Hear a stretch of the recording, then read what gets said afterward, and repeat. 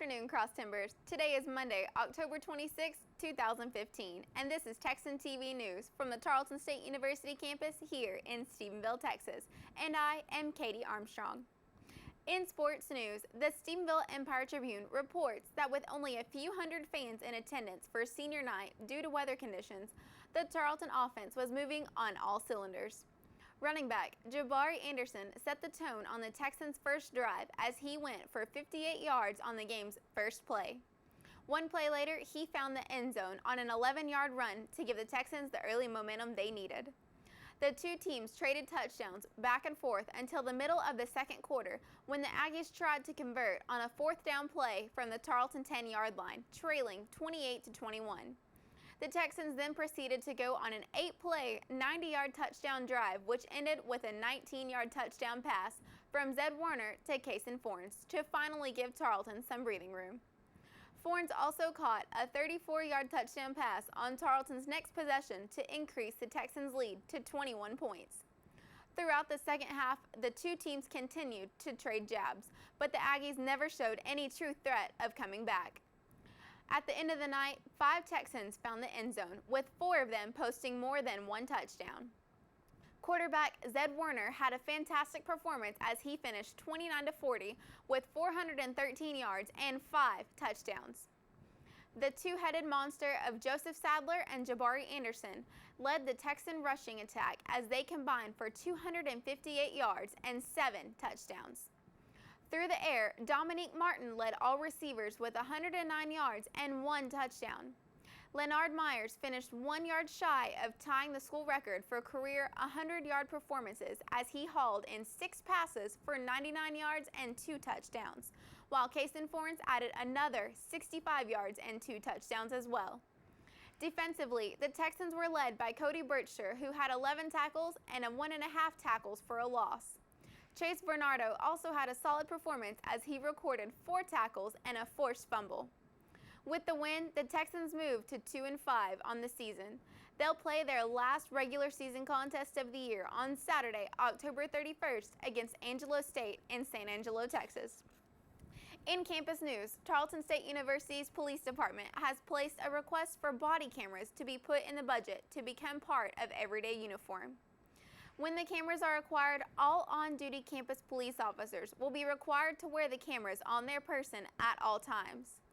The Stephenville Police Department has been using body cameras since 2012 by using money obtained through drug busts. These cameras allow police officers to document what they are doing on call and allows officers to go back and review and put more detail into their reports. Assistant Stephenville Police Chief Jason Halsey said, "Following Stephenville's lead, Tarleton is now preparing for their police force to have the same access to the body cameras as well." Police Chief Matt Welch told us that he asked for them in the budget, and it appears that they will be given the funding.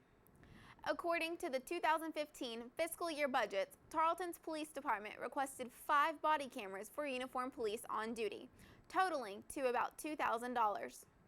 Welch said the cameras will most likely be put to use in the spring of 2016. He also told us that the purpose for the camera is for documentation purposes only.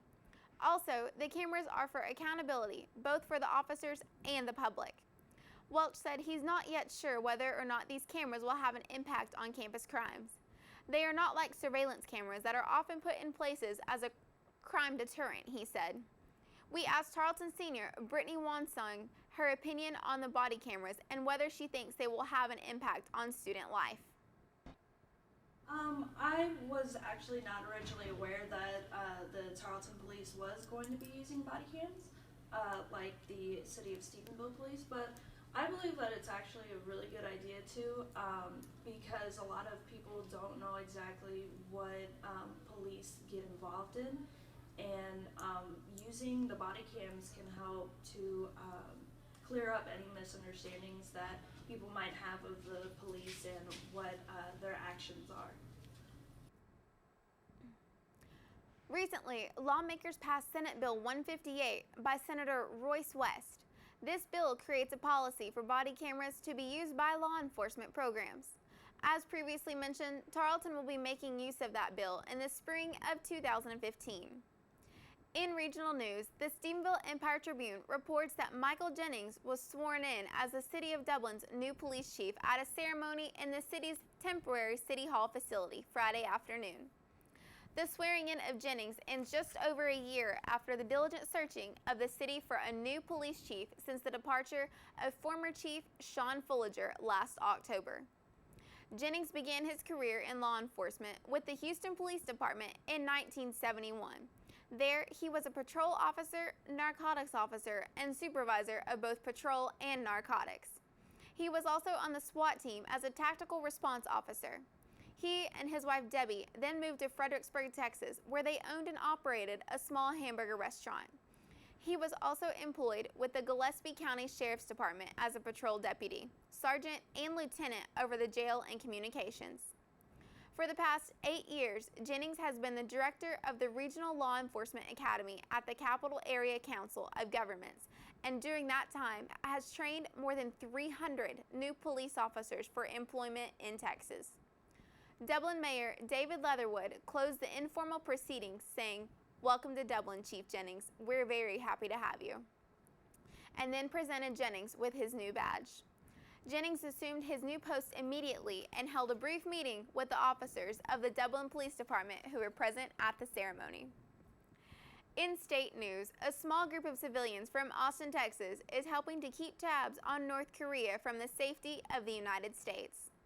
Joe Bermudez uses commercial satellites to keep track of the military, while Michael Madden has turned academic research into a career.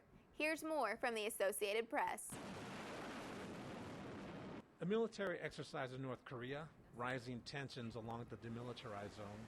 As governments monitor the situations, there's a surprising group of civilians who are also watching, like Michael Madden of Austin, Texas. Basically what I do is I use a lot of different media sources. Madden monitors state-run television, North Korea's magazines and newspapers to keep tabs on some 200 to 300 military, ruling party, and government officials. If you see a guy that you think is a very powerful sort of senior official, and then he's conducting an award ceremony at an obscure factory, you know that he's maybe not in favor or that his political fortunes might have fallen. What started out as academic research has turned into a full-time gig for Madden and a business for Joel Bermudez, who's been watching North Korea from space since the 1970s. And they've been draped with camouflage netting. The former defense analyst for Janes of London co-founded a satellite imagery company in Colorado. We're involved in something very mundane as identifying the best route for a pipeline, as well as the North Korean defense and intelligence issues.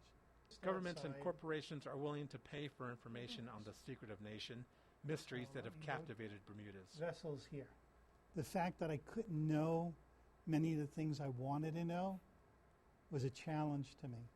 From his office, Bermudez can look at North Korea's military, air bases, paved runway, troop movements, some trucks, light trucks. He can also see the progress of a new airport under construction, unbeknownst to residents, in the center of North Korea's capital, Pyongyang. After so many years looking at pictures, Bermudez wishes he could see North Korea in person, but he knows that's not likely. And I was told by one of the ambassadors that they don't appreciate me. Appreciate it or not, Bermudez, Madden, and other civilian watchers plan to keep pulling back the curtains on a country that remains a mystery to the rest of the world. Peter Banda, Associated Press, Longmont, Colorado.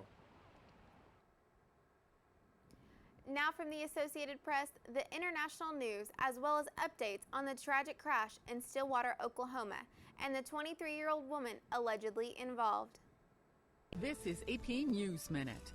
At least 5 people are dead after a whale-watching boat sank off Western Canada's Vancouver Island on Sunday. At least 21 people were rescued. The woman accused of driving a car into a crowd of people at a parade in Oklahoma is due in court on Monday.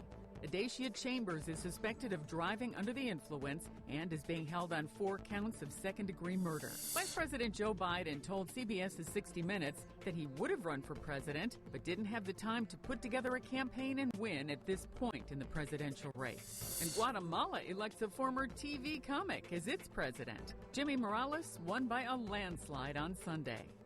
Sandy Kozel, The Associated Press, with AP News Minute. And now we turn to Dalton Wolverton, bringing you the weather from weather.com.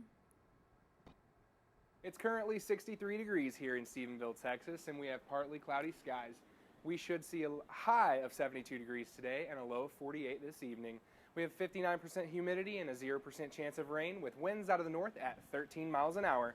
Back to you, Katie.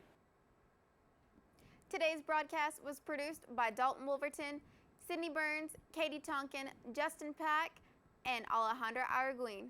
You can watch Texan TV News live Monday through Friday at 12:30 p.m. on Northland Cable Channel 9. Don't forget to tell your friends about us and become a fan of Texan TV News on Facebook.